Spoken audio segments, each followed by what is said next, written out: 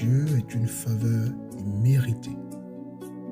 C'est une bénédiction en fait à l'humanité sans qu'elle ait à la mériter. Et pourtant, face à cette grâce, beaucoup adoptent des attitudes qui prouvent qu'ils n'en ont pas compris, n'est-ce pas, la profondeur de cette grâce.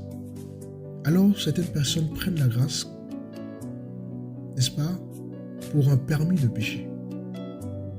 D'autres la méprisent en essayant de mériter le salut par leurs propres œuvres, et d'autres encore la négligent complètement comme si elle n'avait aucune valeur. Et nous voyons au sein de notre société et plus particulièrement au sein de nos églises plusieurs comportements qui manifestent un mauvais rapport à la grâce. Comme comportement, il y a l'abus de la grâce. Il y a des gens qui pensent que puisque Dieu pardonne tout, qu'ils doivent vivre comme bon le semble. Il y a aussi le légalisme comme comportement, c'est-à-dire qu'il y a des gens qui veulent gagner leur salut en accumulant de bonnes œuvres. Et puis il y a l'ingratitude des gens. La grâce est reçue, mais elle ne transforme pas la vie du bénéficiaire. Alors, nous allons examiner ce matin ces erreurs à la lumière de l'Écriture pour voir comment répondre correctement à la grâce de Dieu. En premier lieu, nous allons parler de l'abus de la grâce. L'abus de la grâce pour beaucoup de personnes, c'est une licence pour pécher. Oui, certaines considèrent la grâce comme une permission de vivre dans le péché, sous prétexte que Dieu est miséricordieux. Voyez-vous, alors que nous dit la Bible vis-à-vis de ces choses, vis-à-vis de ces mentalités et vis-à-vis de ces comportements. Je vous invite dans le livre de Romains chapitre 6, le verset 1 qui dit ceci, je cite, « Que dirons-nous donc? Demeurions-nous dans le péché, afin que la grâce abonde? Loin de là. Nous qui sommes morts au péché, comment vivrons-nous encore dans le péché ?» Donc la grâce de Dieu, ce n'est pas un encouragement pour que l'on puisse vivre dans le péché, les amis. La grâce de Dieu, ce n'est pas, n'est-ce pas, une licence ou une permission à vivre, n'est-ce pas, dans le péché. La grâce de Dieu, c'est un encouragement pour que nos vies changent. C'est un encouragement pour que nous puissions nous humilier devant le trône de grâce. C'est un encouragement pour que nous puissions, n'est-ce pas, rendre toute la gloire et l'honneur à notre Dieu de ce qu'il nous a donné gratuitement alors que nous ne la méritions pas. Et donc la Bible met aussi en garde contre ceux qui, dans le livre de Juge chapitre 1, le verset 4, je cite, « Change la grâce de notre Dieu en dissolution. » Voyez-vous, c'est-à-dire une excuse pour vivre, n'est-ce pas, sans retenue. Un vrai bénéficiaire de la grâce ne peut pas continuer à vivre comme avant. Pourquoi? Parce que la grâce, elle transforme. Dans le livre de Matthieu chapitre 18, à partir du verset 23, Jésus va raconter l'histoire d'un serviteur qui a reçu une immense grâce. N'est-ce pas? Le maître de ce serviteur a remis une dette énorme qu'il ne pouvait pas payer. Pourtant, au lieu d'être à son tour transformé par cette grâce reçue de la part de son maître, ce dernier refuse de faire preuve de la même miséricorde envers un autre serviteur qui lui devait une somme dérisoire. Et cette ingratitude lui coûtera très cher. Alors, de la même manière, celui qui reçoit la grâce du pardon de Dieu, mais qui continue à vivre dans le péché, sans changer de vie, prouve tout simplement qu'il n'a pas compris cette grâce qu'il a reçue. Un autre piège de la grâce consiste à penser que nous devons gagner notre salut. Je veux parler du légalisme, c'est-à-dire des gens qui cherchent à mériter, n'est-ce pas, ce qui est gratuit. Chers amis, c'est une insulte à la grâce. Quand on veut gagner soi-même cette grâce, en sachant bien que c'est impossible, c'est une insulte à la grâce. Parce que la grâce, c'est un don de Dieu et non une récompense. Il est écrit dans le livre d'Éphésiens chapitre 2, le verset 8, je cite, « Car c'est par la grâce que vous êtes sauvés, par le moyen de la foi. Et cela ne vient pas de vous, c'est le don de Dieu. Ce n'est point par les œuvres, afin que personne ne se glorifie. » Donc vous voyez que la grâce est donnée gratuitement et nous accédons à cette grâce par le moyen de la foi. Et bien évidemment, cela ne vient pas de nous. Pourquoi? Parce que c'est un don de Dieu, les amis. Parce que si cela devrait venir de nous, n'est-ce pas? Beaucoup s'en glorifieront. L'apôtre Paul a dû combattre ce problème chez les Galates, qui voulaient revenir sous la loi après avoir reçu la grâce par la foi. Et il dira ceci, je cite, dans le livre de Galates chapitre 5, le verset 4, je cite, « Vous êtes séparés de Christ, vous tous qui marchez la justification dans la loi. Vous êtes déchus de la grâce. » Vous savez, les pharisiens pensaient que leurs œuvres et leur obéissance stricte à la loi leur garantissaient la faveur divine. Et Jésus leur montre que ce n'est pas en multipliant des règles qu'on reçoit la grâce, mais en se repentant et en acceptant le salut par la foi. Alors, un autre comportement mauvais face à la grâce est l'ingratitude. C'est le fait de recevoir la grâce sans transformation, sans être reconnaissant.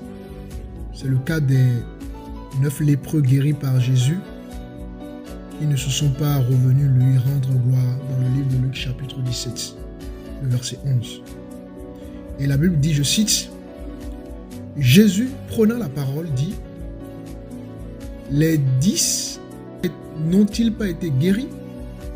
Et les 9 autres, où sont-ils? » Donc, beaucoup reçoivent la grâce du salut, mais ne vivent pas une vie de reconnaissance. Voyez-vous, leur attitude montre qu'ils n'apprécient pas le prix de cette grâce.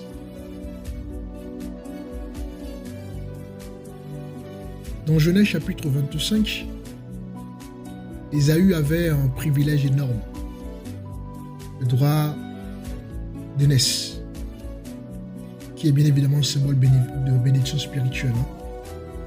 Mais Ésaü l'a méprisé pour un plat de lentilles.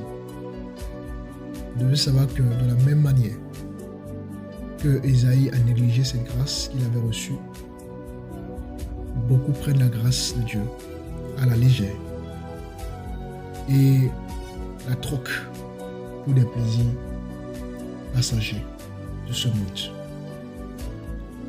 Alors, quand on comprend la grâce, on la vit dans la vie quotidienne. Nous allons essayer de parler de quelques cas de grâce avec bien évidemment des exemples concrets. Et j'espère que cela pourra vous aider à mieux saisir et comprendre la grâce. Premier cas, imaginez une situation où quelqu'un vous a gravement offensé. Et vous, de votre côté, vous choisissez de pardonner. Même si cette personne ne s'est pas excusée. Vous devez savoir que cela reflète la grâce divine, les amis. Parce que, tout comme Dieu nous pardonne nos péchés, alors que nous ne les méritions pas, n'est-ce pas? Nous devons agir de manière à accorder un pardon gratuit aux autres, sans demander une réparation préalable. Parce que c'est un acte de grâce.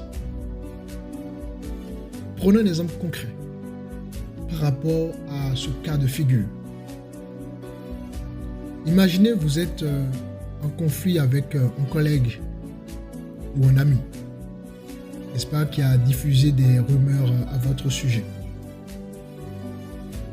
Et puis, après un temps de réflexion de votre part et de prière, vous décidez de ne pas répondre à l'amertume, mais vous décidez d'offrir votre pardon et de restaurer la relation. Voyez-vous, ce geste n'est pas mérité, mais c'est une réponse de grâce envers celui qui vous a blessé, parce que vous avez saisi ce qu'est la véritable grâce dans votre vie. Prenons un deuxième cas de figure également, de la grâce. La grâce serait d'aider des personnes qui ne peuvent pas vous rendre l'appareil. Bien évidemment, cela peut se manifester par des actions de charité ou des actions de soutien aux plus démunis. Même d'aide à des personnes de votre entourage qui traversent des difficultés sans attendre une contrepartie. Je prends un exemple concret par rapport à ça. Imaginez, vous voyez une personne sans abri dans la rue, alors que vous partiez au boulot, et vous lui offrez non seulement un repas chaud, mais vous lui donnez aussi une attention et des paroles réconfortantes. Ne le faites pas pour recevoir en retour, mais vous le faites pour refléter, n'est-ce pas, l'amour gratuit de Dieu envers ceux qui en ont vraiment besoin. Alors vous devez comprendre que cet acte pratiqué au quotidien montre que nous avons saisi ce qu'est la grâce de Dieu. Un autre cas de figure que je pourrais vous prendre pour bien comprendre et saisir ce qu'est la grâce. La grâce peut aussi être vécue en supportant les faiblesses des autres, sans jugement bien évidemment. Tout comme Dieu porte avec nous, malgré nos imperfections, n'attendons pas de l'autre, il change avant de lui offrir, n'est-ce pas, de l'aide ou de l'amour. Concrètement, imaginez vous avez un ami qui lutte contre l'addiction. Et au lieu de le rejeter ou de lui dire qu'il doit d'abord s'améliorer avant de venir à vous, vous l'acceptez tel qu'il est, l'aidant à surmonter, n'est-ce pas, ses difficultés avec patience et compassion. En ce moment, vous lui montrez quoi? Vous lui montrez que son état actuel ne détermine pas votre amour pour lui, n'est-ce pas? Ça, c'est l'attitude de quelqu'un qui a compris ce qu'est la grâce véritable. Et donc, j'ai donné ces cas de situation pour vous montrer comment nous pouvons incarner la grâce de manière tangible dans notre quotidien, les amis. Quand nous comprenons ce qu'est la grâce, nous reflétons, n'est-ce pas, la bienveillance dans notre vie. Nous reflétons le pardon divin envers les autres. Alors, si vous avez compris la grâce ce matin, votre vie doit en témoigner. Parce que la grâce, elle transforme. Oui, elle nous pousse à renoncer au péché. La grâce s'humilie parce qu'elle nous rappelle que nous ne méritons rien. La grâce fait grandir l'amour. Voyez-vous, la grâce nous pousse à aimer Dieu et bien évidemment les autres. La Bible dit dans le livre de Romains chapitre 12, verset 1, je cite, « Je vous exhorte donc, frères, par les compassions de Dieu, à offrir vos corps comme un sacrifice vivant, saint, agréable à Dieu, ce qui sera de votre part un culte raisonnable. » Alors, répondons à la grâce de Dieu avec une vie de consécration, une vie de reconnaissance et une vie d'obéissance. Et non pas l'abus, ni le légalisme ou l'ingratitude. Chacun de nous examine comment il traite la grâce de Dieu. Nous prions. Merci Père pour ce moment passé en ta présence et pour la grâce que tu nous accordes chaque jour. Seigneur, aide-nous à marcher selon ta volonté, à vivre dans l'amour et à refléter, n'est-ce pas, ta lumière autour de nous. Que ton esprit nous fortifie, que ta paix nous accompagne et que notre cœur demeure reconnaissant envers toi, Père. Dans le nom puissant de Jésus-Christ. Amen. Que la paix du Seigneur soit avec vous. À très bientôt.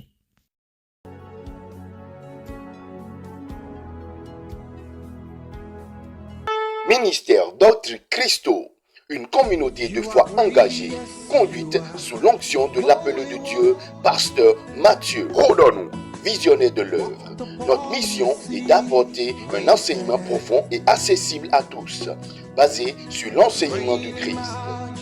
Au cœur du ministère se trouve une vision claire, éclairer les esprits et nourrir les âmes à travers l'enseignement de la parole de Dieu. Le ministère propose une variété de programmes éducatifs, notamment des études bibliques, des programmes de croissance spirituelle. Que vous soyez frère ou sœur de la communauté Doctrine Christo, ou simplement en quête de nos communautés chrétiennes, nous vous invitons chaleureusement à participer à nos différentes réunions. C'est l'occasion idéale de se rassembler dans la prière, le partage et l'adoration. Retrouvez nos communautés au Bénin, au Cameroun, en France et bien plus encore. Nos programmes ont lieu tous les lundis, au temps de prière, tous les mercredis, un enseignement biblique via le centre de formation biblique Doctrine Christo. Tous les vendredis, un moment de prière et de partage. Tous les dimanches, un culte de 16h à 17h30. Retrouvez également nos lives diffusés sur nos réseaux sociaux, Facebook, YouTube, TikTok, les mardis, jeudis et dimanches. Pour plus d'informations ou pour nous contacter, Contact France, plus 33 07 55 88 54 19. Contact Bénin, plus 229 01 97 68 89 75, plus 229 01 59 10 88 02. Contact Cameroun, plus 237 6 98 76 99 15. Email du ministère doctrinechristo@gmail.com. Rejoignez-nous et vivons ensemble la grâce de Dieu, l'équipe du ministère.